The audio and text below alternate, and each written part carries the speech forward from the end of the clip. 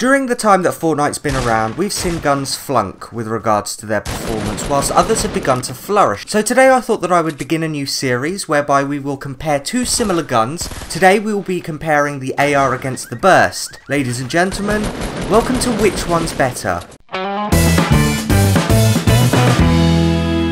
So first we'll analyse how each gun works in terms of its long range abilities. The AR has a fire rate of 5.5, meaning that it's quite fast. I'd advise that if you use this gun at long range, you use it in short sharp bursts to ensure that you can remain in control of the gun. The burst performs quite humbly with a 30 damage in its rare form to the opponent, which isn't too much of a difference in comparison to the AR. The fire rate is a lot lower, it's 1.75, and the burst like components mean that it's a lot easier to control. So for me, I would definitely say that the burst deserves a point. Next we'll analyse the close range abilities, but for me we don't really need to say much more because the AR definitely wins this one. This one is very clear because of the speed of the fire rate. The fact that it is a fast gun means that although accuracy is needed, you can spray your opponents. It gives you a much better chance, especially if they're using fast or heavy guns such as the SMG or the shotgun. But just consider, what if you had one of those guns alongside the AR? And I would definitely say that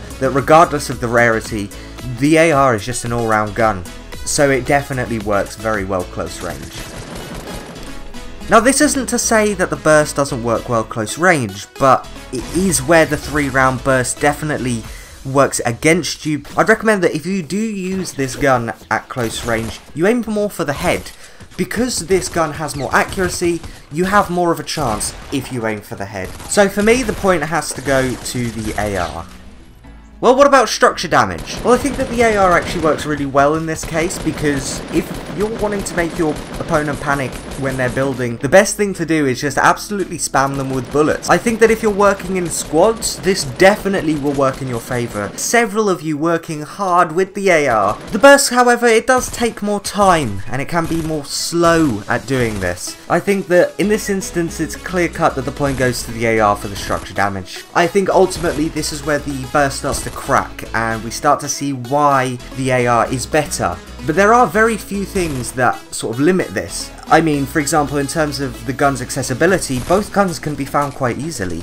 I do think, however, that it would be very unfair to go about this whole video without giving a winner, so I'm going to give that win to the AR. Now, I think that you may have expected that from the very beginning, but let me just remind you that there really isn't much in it. With regards to damage, there is a difference of 3, but obviously that's not too extreme. The accuracy for both guns at both close and long range, they both work well. I don't see an issue with either gun at either range.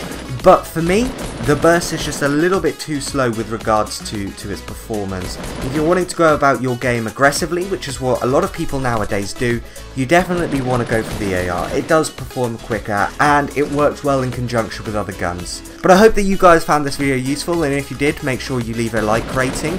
Comment down in the section below and just let me know if you don't agree with me. Subscribe if you're new to the channel. But as always, thank you very much for watching, and I'll see you guys in the next video.